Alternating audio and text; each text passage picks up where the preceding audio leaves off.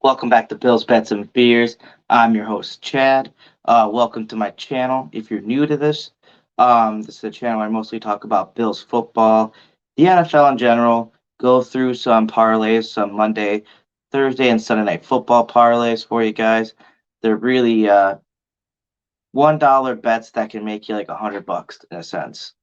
So they're low risk, high reward type of bets. Then I also do the occasional tasting and rating of a tasty brew, which today is going to be happening.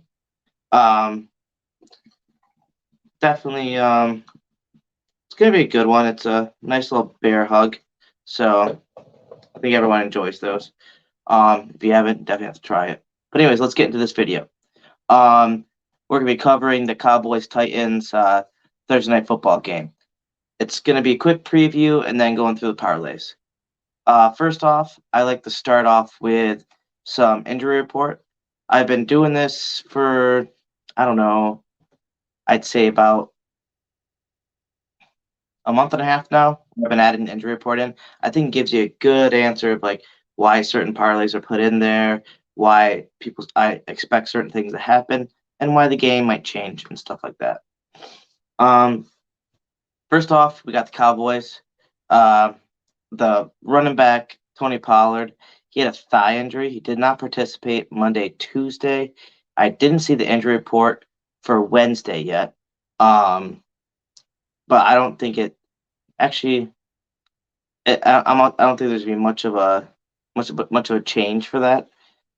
He's probably got a limited participation today. If he didn't, he's gonna be out. So this will definitely affect some of my parlays if he is gonna be out. Um, then you got the middle linebacker Leighton Vander Esk. He has a neck injury. He did not participate Monday or Tuesday as well, and that's going to be very interesting. Actually, I'm going to look that up real quick. Cowboy.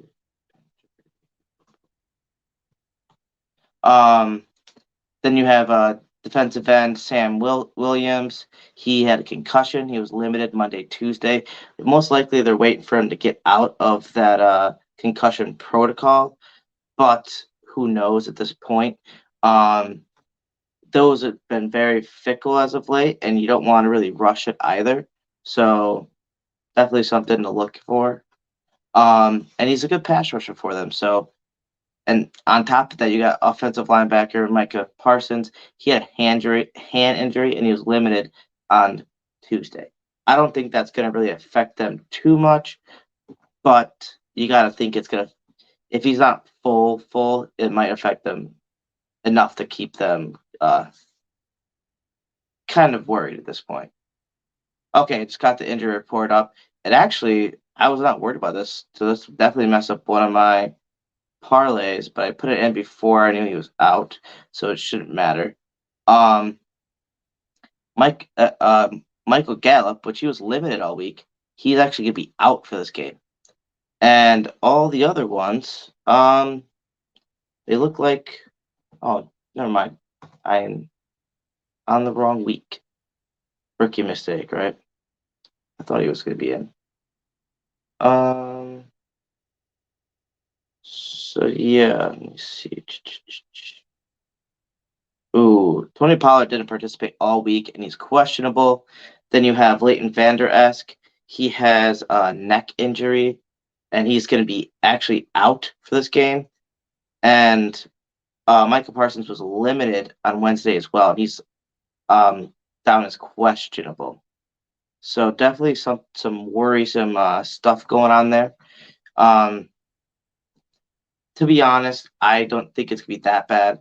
I think Mike Parsons still gonna play. He may not be full 100%. Even at 90%, he's gonna be worth putting on the field.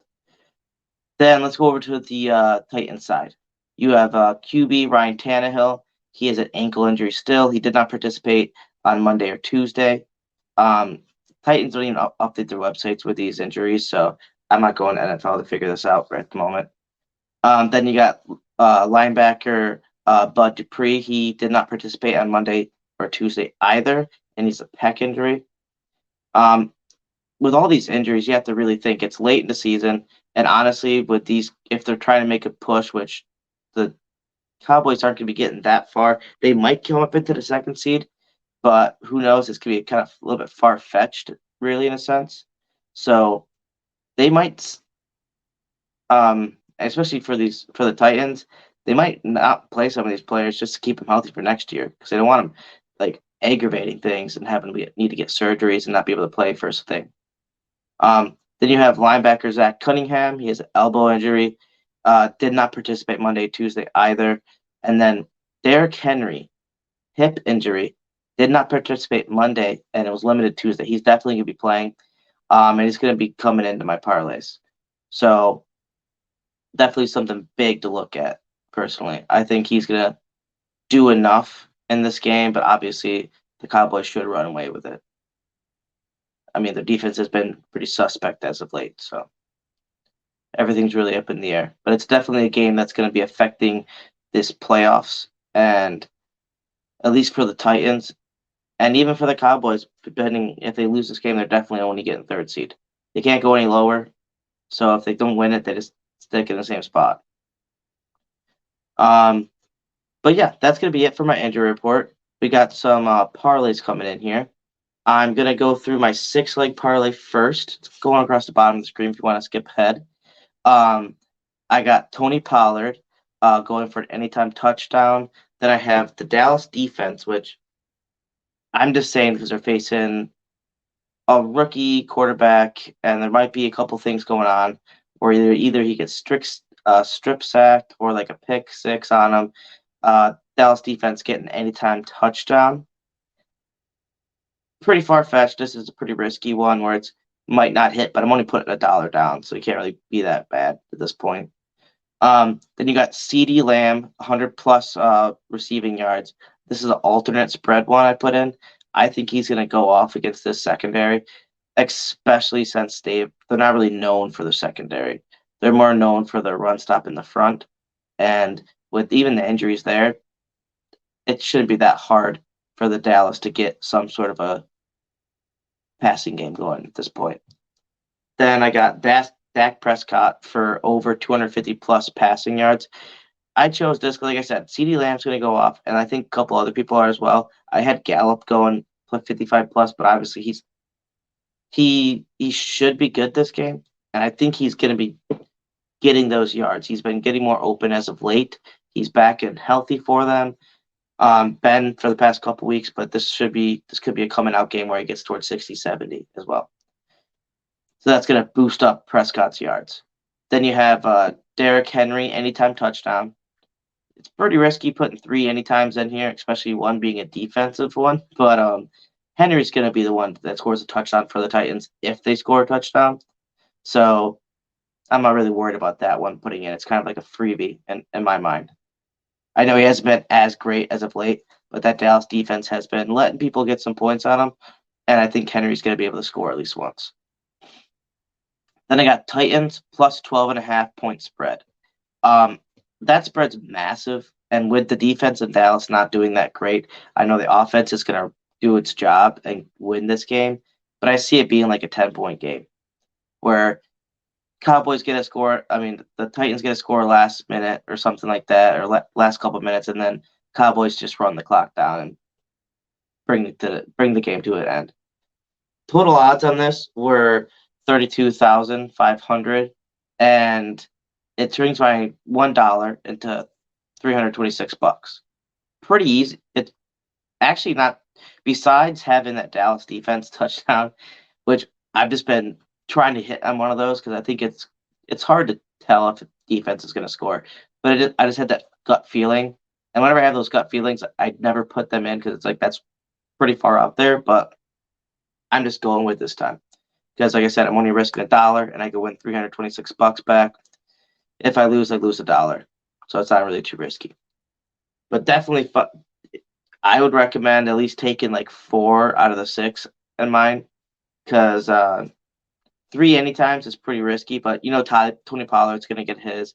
Derrick Henry should get his. And then that Titan spread might be a little iffy, but that over-under is like 39.5, and that was too risky for me to even take the under because if Cowboys go off and if they cover the spread, but the Titans end up getting like 15 points or 17 points, and Dallas gets like 30, they're over, or gets like 25, like 27, they're over. So it's like so close that I don't want to touch that personally. But yeah, next one I got my 5-leg parlay I put in. This one's through DraftKings. The last one was through FanDuel. It's Michael Gallup, anytime touchdown. Like I said, he's been getting more targets. I think CeeDee Lamb's they're gonna try to blanket him or do something to him. It's not probably gonna work that well, but I think Gallup's gonna get his yards, especially later in the game when who knows, maybe they're up by so much and they just decide to sit CeeDee after a while. Who knows? But Gallup's gonna get his. He's on the opposite side of Lamb, so he's gonna get his looks. Then you have Derrick Henry anytime touchdown. It's the Derrick Henry anytime touchdown is too, like, if I was gonna say like a guaranteed bet, that'd be the Derrick Henry anytime touchdown. And what was weird when I was putting these in, I put them in tonight, was there wasn't much to actually go off of to make this parlay. Any running, all Cowboys, and it wasn't even like, oh, you can pick Pollard in them. No, it was like Dak Prescott. I'm not picking him under over on any rushing yards. Then, like, so you didn't have anything for Henry or anything like that. You might have it now, but when I did it at like Wednesday around like 6 o'clock, nothing was there. Then even passing, nothing for the Titans, all Cowboys. And I can't just pick 3 Cowboys stats like that. If there was like, I wish there was something for running for Pollard or even Elliott. I would have picked any of them. But so this is why it's kind of more focused on like just receiving and touchdowns. So it's made them like a little bit shorter of stuff to put in. I don't know. It just seems a little weird. It was definitely a little odd. Then you got Michael Gallup, 55 plus receiving yards. This is an alternate spread. So I think it was like 54.5. It doesn't matter. 54.5, 55, same thing. Then I got Dalton Schultz. He's the tight end for them, and I think he's going to get some yards too throughout over the middle. I see him getting over 44.5 receiving yards. He has been getting around 40 to 60 each game anyways.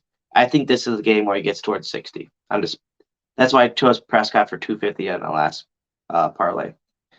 Then last one I got is Micah Parsons, 2+ sacks. This is a little risky because I don't like usually going towards the sacks, interceptions, things like that. But it just seemed right to do it at this point. It just seems like something that can come true in this game, especially with that rookie quarterback. He's going to be getting pressured, and if Micah Parsons at least out there like 70% of the time, like he usually is, then he should probably get at least 1 sack. And I just went for the extra boost to get for the 2 sacks. Overall odds are plus 10,000, and it turns my $1 into $101. So nice little turnaround there. You get enough bang for your buck in a sense. And honestly, that Michael Parsons 2+ sacks, I just like putting some weird things into my parlays every once in a while. And then without having the factor of like having actually running or even like Tennessee receivers like yards, I had to throw something in there to make it more than a 4-leg parlay. Because I mean, I already touched CeeDee Lamb and like Pollard on the last one, and it's just like I'm not putting 3 anytime touchdowns in this one as well. It didn't seem worth the risk. But yeah, that's gonna be it for my parlays at the moment. Now I'm gonna be going into my sorry, I'm messing with my stuff real quick. Now I'm gonna be going into my hot takes. So got a couple hot takes going on here. I'll throw them on the bottom if you guys want to just read it real quick. But I got Tony Pollard, 75+ rushing yards with 2 touchdowns. I think he's gonna get those 2 tubs just because their running game has been pretty good as of late. I mean, it's weird. Tony Pollard seems to have taken over that main role, in a sense, get a little bit more touches than Elliott. So I'm all for it, dude. I'm Pollard's been going off, and it's gonna be weird this offseason what they're gonna do with him. They're gonna have to sign him, but I mean they can't with the money they're paying Elliott at this point as well. So unless they're gonna drop him or trade him, so I would I just see him getting those 2 touchdowns. It's gonna be something where Lamb gets close enough, like down to the 5-6 yard line or even 2-3 yard line, and then Pollard just runs it in off like a not a sweep, but just like a outside run off the edges or even off the middle. He's good at that, but I see him being more off the edges and getting that edge of the pylon, at least for one of the touchdowns. Then I got Derrick Henry, 125 plus rushing yards and a touchdown. It doesn't seem like that much of a hot take, but if you watch his stats as of late, Henry has not been doing much throughout the year because without having AJ Brown or anyone to really stretch that backfield, they could pretty much just stack the box and say, we're just going to stack the box and we're going to stop Henry, beat us with your passing. And with a rookie, it's not that hard to beat him with, like, it's pretty hard for them to beat them with passing. He's not a bad quarterback, but he's not the greatest either. So he definitely wasn't ready to start yet, but they threw him out there because that's really what they had to do. I mean, Ryan Tannehill went down, and then even then they're like, let's try to get some new blood in here. We're not doing that great. They're almost in the post. They can get to the postseason with a win here. They can come up and challenge the Jags. But to be honest, I think, like I said by the title of this, I see the Titans get kicked out of even possibly getting a postseason run. They're just going to crush the dreams of the Titans fans, which I think they already are at this point, with them losing AJ Brown and them just being this, and even Trayvon Burks hasn't been what they thought he was going to be. He's been good, but I just think the passers back there aren't good enough to even bring them to the point of a winning team at this level. But yeah, that's going to be it for my hot takes at the moment.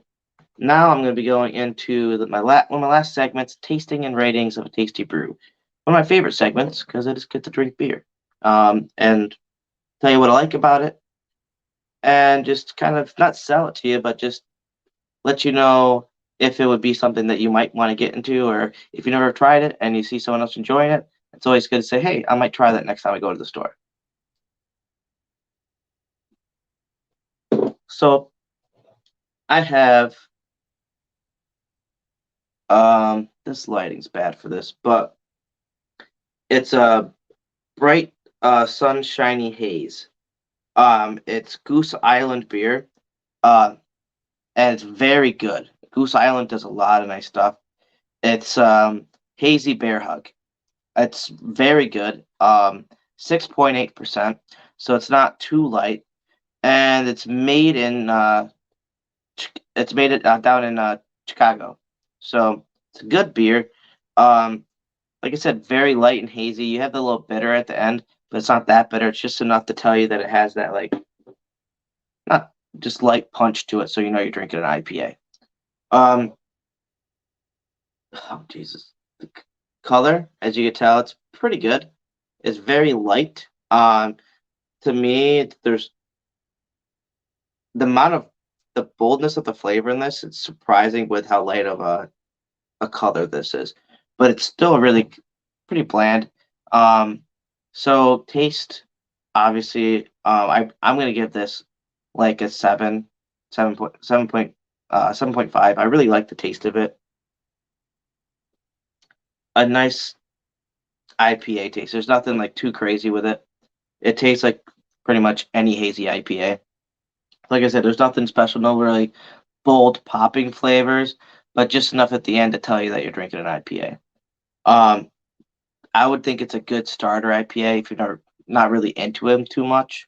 Try something like this where it's kind of more like an inviting IPA where you're going to get the taste of the hops and a little bit of bitter, but it's not going to be like overpowering. And then you're going to feel like the difference between drinking like that 4.5% like draft beer into going to like IPA that's 6.8. So it's a little bit up in percentage, brings you towards that 7% mark. So you could have like 3 or 4 of these and be like, wow, this is a lot different than 3 or 4 of the normal beers. So you're going to start to enjoy having, hey, I only could drink 1 or 2 and I can just chill the rest of the night. I don't have to do anything. And just have a nice day, like a nice night with the boys or whoever you're going out with, instead of having to get like I don't know, if you're at a party and you want to drink like 5 or 6 beers or something like that. It just not something nice you can just sip on and drink it down slower.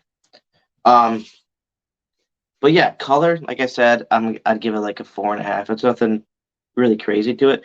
The funny thing is, the color of the beer kind of matches the yellow of the can, which is kind of cool, I guess. Um, Drinkability, I would give this like an 8.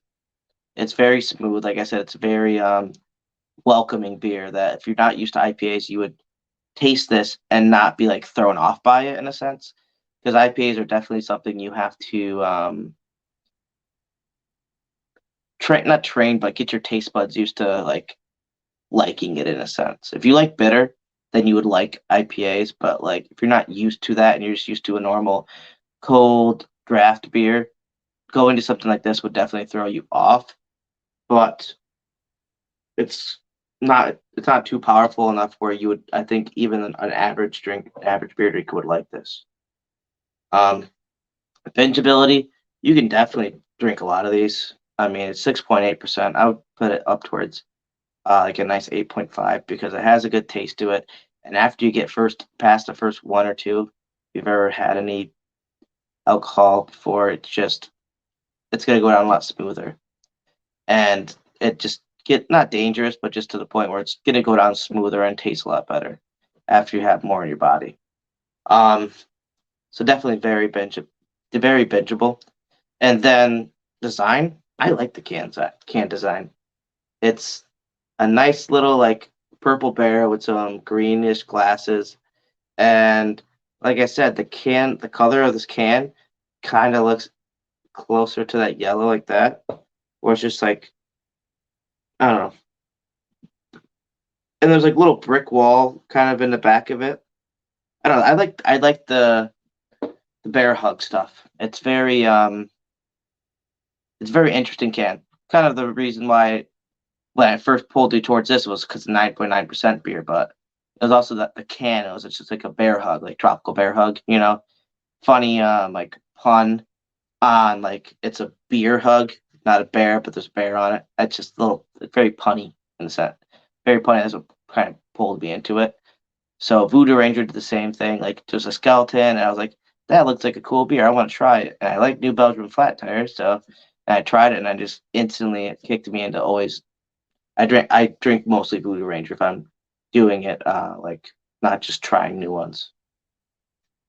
But yeah, that's it for that. We can get into some of my sponsors. I have a couple people I always like to shout out. Um, if you're if you got some kids or you like cardigans that are like handmade with like yarn and stuff like that, check out my wife's Instagram page. She also makes like tons of dolls and stuff too. It's Crochet with Elisha. So it's Crochet, WITHELISHA. Check her out. She makes tons of stuff. Like I said, she makes beanies, hats, mittens, gloves, scarves, cardigans, sweaters. I mean, anything you could think of, like even like bikini tops, bottoms, beer koozies, literally anything you could ever think of, she could make it. And she makes it very good. She knows what yarn to use for certain things. She picks the best yarn that you could do for like clothing and stuff like that. And she does it from any size. So you can go from literally little infants, you have a new baby or like a toddler, and you think, hey, I'd like to get them like a nice little cute made like jacket that's made out of yarns will keep them warm, but it's breathable. She's made tons of jackets for the kids with nice little buttons and everything that the kids can even button themselves up. So it's definitely something cool to look at. And like I said, any size to full grown adults. So with adults, obviously, and even kids, you might need to get like a little bit of a measurements and stuff like that, so she knows how much rows to make in certain areas, so she can look up like patterns and stuff. But definitely check her out. Shoot her a DM if you like what she has on there. She'll shoot you a message back pretty quickly with some questions on stuff that she might need answers to, like measurements, where it would be shipped to, so she can give you like a pricing and all that stuff like that. Then you got my buddy Evan. You can check him out over at Mr. Nasty Time. It's his YouTube channel. He does a lot of streaming, like gaming on there now. He was using Twitch, but he's just recently switched to this a couple months ago. He's been doing podcasts for a while, but now he's been dropping those weekly power rankings. He's changing a little bit up since the end of the season. It's kind of just doing the people that are actually in the hunt of the playoffs and like breaking down weeks, like big playoff games now and stuff like that, and saying like who he thinks is going to win and whatnot. And then at the end of the season, we're going to go right before the playoffs start. We're going to go over a big thing with all of our buddies. Have like probably 3 or 4 or 5, 6 of us in there, kind of talking about the season and how everything kind of panned out and what was different than what we expected. Chat's always good. He does a lot of like I said, with the gaming. He does Warzone 2.0, Modern Warfare 2. He's been doing a lot of Madden franchise. Go check out his channel. He was on my last video and it was very good. But yeah, I got some upcoming videos. I'm gonna be doing Week 17 Sunday game prediction and same game parlays. I'll probably be dropping like probably 3 or 4 parlays in there. Probably one just for the Sunday Night Football if there's enough for it. Last time they didn't have much on it at the time when I made the video. That's the only problem. When I make these videos, I have to do it at least a day or two in advance of the game. And if you do that, there's not much to actually bet on. Sometimes they don't put certain things in there until like the day of the game. Like certain like passing or receiving yards, rushing yards, things like that. So especially if it's up in the air, if the player's going to play it all or not. So definitely a little bit more difficult to make the best parlays, but I do my best, give you guys the best odds and like best things to put forward for your just to make a little bit money out of like I said, low risk, high reward. That's the way to go with betting. Then you got my Monday Night Football update and same game parlays.